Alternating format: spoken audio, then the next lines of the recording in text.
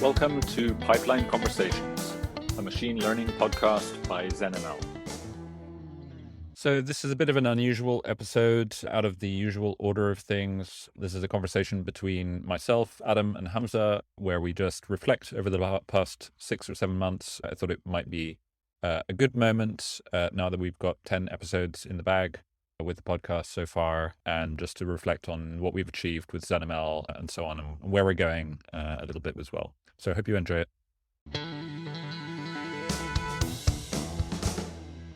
Welcome, Adam and Hamza, for our 10th episode. It's great that we reached this point in our podcast. And of course, a lot has happened in the last 6 or 7 months. I remember when I first joined, the things that ZenML allowed you to do were relatively basic, certainly compared to what we have now. And it's been amazing for me to watch. I'm kind of curious, like, how it's been for you both. Tell us a little bit about how you've experienced things. All right, thanks, Alex, for having us back. It really feels awesome that we have so many episodes out now. It feels great. I think that like we've reached a lot of milestones since we last spoke. We were really at the beginning of the journey, the beginning of the podcast, the beginning of everything back then, 6, 7 months ago, and it's been awesome to see the team grow. It's been awesome to see the community grow, and it feels amazing that every day we come in and there are like 100 things to do, and all of them are exciting. So I think the the morale is up. Everybody is bought into the vision, and everybody knows like where to pull together. And that isn't something would have I would have only hoped that would happen in 6 to 7 months when we first spoke. Adam, have there been any kind of surprising lessons or just things you hadn't anticipated, like having to figure out along the way as part of, I guess, the business part of the story? Sure. Yes, also from my side, thanks for the invitation, Alex. And thank you for the 10th podcast. Really, really happy and proud what you achieved there so far and with all the amazing guests. Yes, so what are the surprises? There are not many surprises, but there's always the saying, if you have everything under control, you're moving too slowly. So this is why, as Hamza said, the 100 things which we have to do every day are exciting. Some are a bit boring and annoying, like which have to come with running and growing a company. What was surprising for me though was the team dynamics. Like people are forming their own areas of responsibilities, have their own babies now in the company, driving things forward. And this is something you cannot really control. You just can enable. And this is just so cool to see how people are motivated by these things, and are really completely independent, no micromanagement at all, developing and enjoying and really having fun. And this is, I could not have it wished better, to be honest. And that was positively surprising um, for me Yeah. in the journey in the last like 6 months or something since we grow the team to 10 people. I would also agree. I mean, if I look at the team makeup right now, it looks like to me that if I was asked, okay, how does would your team look like in 6 months, I would never have imagined even something close to how we are. I mean, the background and diversity we have in the team in terms of skills and just opinions, everybody sort of brings their own superpower to it. So super proud of that we were able to just convince people like yourself to join us on this journey. Maybe it's worth just taking for those who are either joining us or people who've been with us for the journey since the beginning, just taking a step back and kind of just thinking about what we've achieved, both in terms of the company, technically, in terms of the product. Mhm.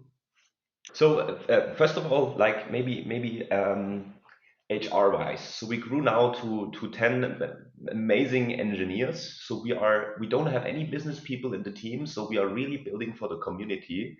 And what's really nice to see is that we it's starting to lift off in our communities wherever you look, like whether it's on Slack, whether it's contributions on GitHub, or visitors on the website, which was surprising for me that people are still checking out the website before they go to the docs or to GitHub. So this is something from the community aspect, which is really cool, the development. But sure, we are just at the start.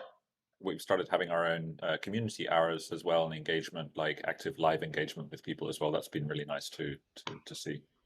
Hmm. Yes, definitely. So that's also what we're planning to do. A bit more interaction with the community, and we are also having a rehaul of the website, for example, because we want to convert more people from just reading to contributing or to discussing on Slack. So yes, this is really developing, and the community is really first. Mm. So, I mean, I can maybe pop in and discuss the technical aspect as you said rightly. I mean, one aspect was the community, but then the community has to have a product to use, and I think that the community has already helped us tremendously. We've talked to so many people, as you said, in the community hour or just on Slack, and just meeting them and chatting with them on their needs. So, as you might remember from 6, 7 months ago, we only had basically steps and pipelines, right? So you could have a step, you could create a pipeline, it could run, which I don't think was world changing at this point. But for us, it was, to be honest, even back then, because it was something that we had rewritten completely from scratch. So if I zoom back, the first, 3, 4 months of the company was all about the rewrite and giving us a base to build. When we last spoke, that's where we were. And I think one fundamental thing that changed after that is that we introduced this notion of stacks, MLOps stacks, which is basically decoupling the infrastructure configuration and how the infrastructure communicates to each other on the MLOps landscape from the code base, which was, I believe, a fundamental change in how we thought about the problem.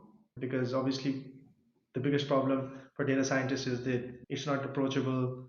You know, infrastructure problems are not approachable, and nor do they care about them, but they still want to use infrastructure based tools.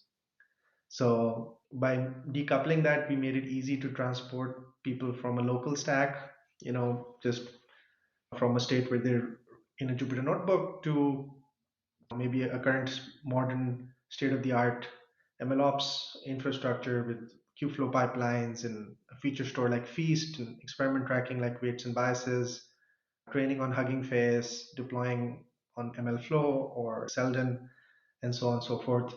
And we have developed relationships with these tools, and that has also been fantastic how bringing all these tools together has had so much resonance from them and other people in their communities. And I've given a lot of demos since then, and it feels like I'm giving one every week. And I always feel like every time I give a demo now, people really feel that magic of switching from really local and then like getting into a modern stack, as I said.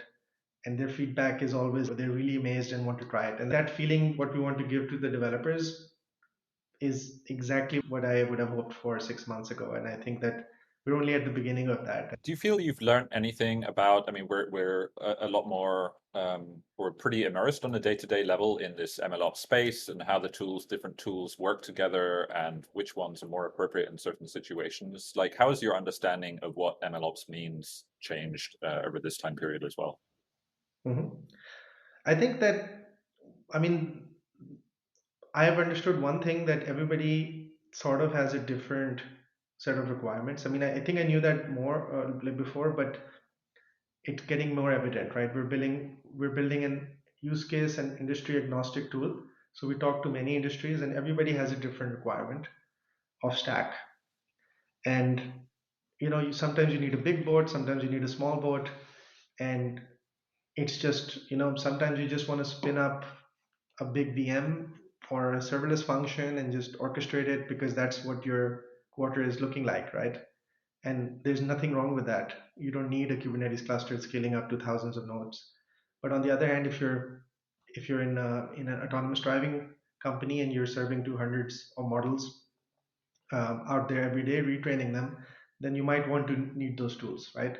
So my understanding of this has developed in the sense that I believe that MLOps will, like, there will be some standards forming, but I believe a winner in this space I mean, not just us, but every other tool has to be open and flexible for those requirements. So if anything, I've doubled down on the open source flexible nature of things, and I believe that's here to stay. So yeah, I think that's the biggest thing that I've learned talking to so many teams. Yeah, and that's been really interesting to observe from my perspective, being relatively new in this field as well. Like the interaction with some tools which aren't open source, but now there's kind of really burgeoning community of filling in all of the different gaps of your MLOps stack, where you can just live in open source. You don't need something proprietary, really. Yeah, absolutely. A lot of people say that there's something almost contradictory in saying that, you're running an open source business. How's your understanding of that developed? Also, the idea of, we're building this in public, we're pretty open about all sorts of things, which you don't really see in many other companies. How do you think about that now, and how do you see that? That's a very interesting question. So we open sourced like more than a year ago, and back then it was for me not super evident. I was coming from the industry, from the old economy, I would say. So Hamza was pushing hard to do it open source. For me, I was not so visionary that this could be the next big thing after SaaS. So right now I can't tell you, I can't be happier with that decision because um, what we are doing, and this is like our DNA, we are solving problems. And if we are solving problems, there will be some people who are also happy to pay for the solution. And the mind shift was for me that not if 100 people are using the tool, not 100 people have to pay for the tool. It's enough if just one individual of these 100 is paying for it, but you can see that you're really creating value. And this is no matter how our business model will look like. So for sure we have some ideas how we can have a cool dashboard for corporates with special permissions and so on. But this is not what we are developing right now. This might come someone in the future. But what we are really focusing is the community and the honest feedback from the community to solve their problems. And they only talk to us if they tried it out. And the most valuable feedback is from users, not from people who are interested in it. And so they have to try it out and they have to come to a limitation, which we then can solve because we understand where our product is lacking some features. So this is why for my personal view completely changed throughout the last year. And I'm really, really happy. And I don't fear that we don't earn money in the future. Quite the opposite. What I really like about this is that we were open source from the start, Adam, right? Mhm. So, I mean, I've seen a lot of companies embrace the open source movement, but they're so far into their closed source journey that the DNA has been set and it's very hard to transition.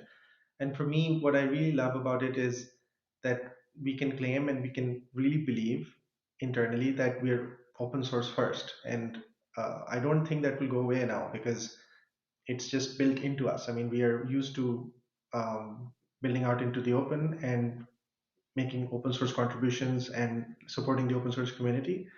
And I believe that as the team grows, we will only get people who also believe in that. So we have set the DNA in a way that this will not go away, and that's really fun. And there's another thing to add. Sorry.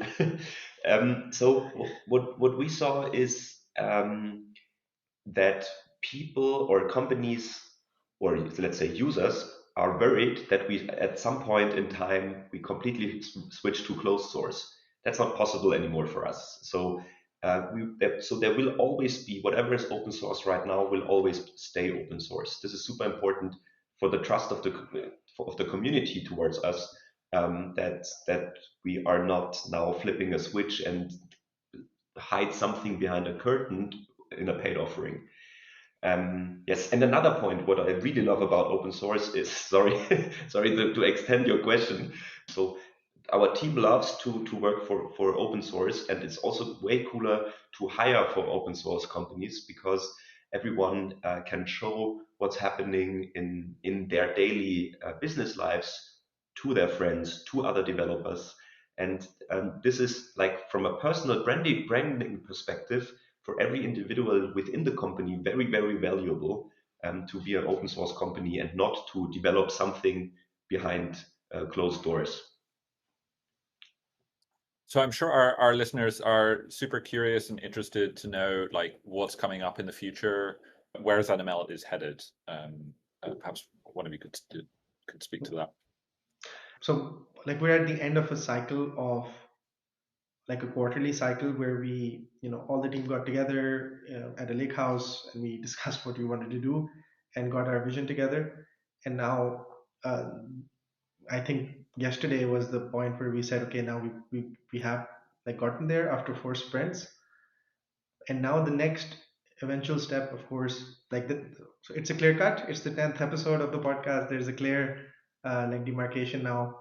Um, and the next big things that are coming up are going to be discussed in the next retreat, but I can give you like a little idea where I think the team has already reached an understanding of where the product is going in terms of the extensibility. So there's like right now ZenML is still perceived, I think, as a tool which is sort of like looking like a platform. So you have things which are done for you across the entire MLOps pipeline. But the goal of ZenML is not that. It's actually to flip that and say that, okay, here are some standard things that you might want to use, but the real power of ZenML will come when you take over ownership and extend it like a framework. So that easy extension of ZenML, for example, writing your own orchestration logic or writing your own deployment logic and making that super simple, that's a big milestone for us. And once we start seeing the community actually doing that in production and writing their own stuff, I think that's going to be fundamental. And the way we're looking at that is we're making it just easier to do, right? So right now it's open source. I mean, anybody who knows Python basically can do it. But obviously, the abstractions that we presented are, not well documented enough or a bit hard. So a lot of people, I think, get scared of that. But once we make it very easy, I think it'll be great to see that. And just secondly, the big thing that we launched. I mean, we haven't really publicized this yet as we recorded, but it's the ZenML server, which is essentially the collaboration service of ZenML. So before this point, ZenML was a library-based piece of software, which means that there was no service behind it that tracked anything. So therefore, the collaborative aspect of ZenML was a bit hard. You had to track it through Git and version control and all these YAML files. And what we've done successfully now is we've consolidated everything behind a REST API and behind a database and a service. And that database and service is the ZenML server, which allows you to collaborate with ZenML way easier with your pipelines, with your steps, with your stacks. And that is very fundamental for a team that really wants to use this in production. Just to have a central point, a central API. So that's going to be obviously also the basis of a managed offering that we might offer, which is somewhere down the line.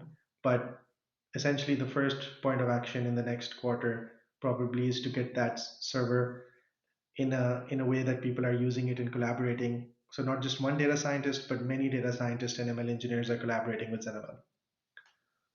Yeah, that'll certainly be really interesting when we have users using it not just as a single person, but a whole team of people exchanging their stacks and their data and so on among them in a kind of a useful way. So it's become a little bit of a tradition that we ask a couple of questions towards the end of the podcast, and I thought, even though you're not our traditional guests, we might as well ask you them as well, because maybe you've developed some thoughts on this recently. So the first of the two questions: what would be a quick win that someone can add to make their productionizing of models more robust, aside from using ZenML, of course? Yeah, I was wondering whether to say that or not, but I guess you took that off the table. I think I've been preaching a lot about this, and I so I'll just say it again. But I believe that the shift from model centric to data centric data science is well on its way, and being data centric for me means, in terms of the tooling, to be writing data science code in terms of pipelines. So encapsulating steps and having an abstraction logic that links these steps and orchestrates them together so that you can isolate your environments and configurations and infrastructure. I believe that's just a mindset shift. It's not even just about tooling. So when you start thinking in terms of pipelines and inputs and outputs going through pre-processing and training and deployment steps, that's when data scientists can really feel closer to production. And at the end of the day, MLOps is not about taking the data scientist closer to production. It's almost about bringing production closer to the data scientist. So they need to think in a productionalized way or have a mindset of that in order to really avoid that humongous loop between research and production. And so if you want a quick win that you want to add to your mindset in your organization, let's say you're a team lead, I think the first thing you should be trying to do is to make the tooling processes and mindset of your production system very similar to your experimentation tooling and logic, and make the data scientist trained, educated upon those things from day one. Okay, so that was just like a sneaky way of saying use ZenML. I mean, there are other ways to do that. You can just write better software engineering code as well. Pip installs ZenML. And what would be one thing where you think, we're all building tools in this MLOps tooling space or in just the machine learning tooling space? Like, is there something you feel that's being neglected by the people building tools at the moment? I think that there's lots of companies addressing lots of different things, and um, okay, I mean, again, might sound like ZenML, but I mean, there's a reason we're doing this company, right? But I do feel like a lot of tools are built in isolation, in silos, and they are not, they are somehow not contextualized in a way of production systems in machine learning, right? So, or written in a way that it somehow makes sense to be used. I mean, I can give you an example. There is a library that I'm using right now, for example, which I'm integrating with ZenML, and the way they are loading data in is they're lazily loading it from a file-based system, and it's very hard to extend that, right? So if you look at production systems, it's not just if you lazily load data from a fixed way, it's just going to be hard. So it would be rather better to make that entry point configurable for users and other tool makers to utilize your own tooling logic, right? So just these entry points and exit points of tools, it feels like it's a bit, you know, I think it would make sense for people, for tool makers to take a look at how production systems work essentially, and take a look at the entry points of those things and the exit points and make a coherent link to them so that it's easier for people to actually use their tools in more than just research. But maybe that's very bad of me to say. It's not an easy job, as the production systems are so diverse as well. Yeah, I mean, one thing that I've noticed, I guess my contribution to this question would be just like the whole Python packaging story seems to be not quite a great experience right now, but I mean, that's something a bit more fundamental than the MLOps space. Yeah, I But, mean, there are improvements. We have poetry now, there are proposals for changing that and improving that, but yeah, our poetry log files takes 1 hour to resolve, so I don't know. I don't know if this is an improvement. Let's see. Well, thank you very much for coming on to this mini-sode, and I look forward to our next podcast in 10 or maybe 20 episodes time when we're doing even more crazy And things. we are hiring for the next phase of ZenML. So check out our job postings. Plug, plug, plug. and pip install ZenML. See you guys. Have fun. Thank you, Alex. Bye-bye. Bye. Thank you for listening to this latest episode of Pipeline Conversations. If you enjoyed what you heard, please consider giving us a review wherever you get your podcasts. It helps us get seen by more people, and of course, it's always nice to receive feedback. If you have suggestions for future guests, please send them over to podcast@zenml.io. Thanks. Until next time.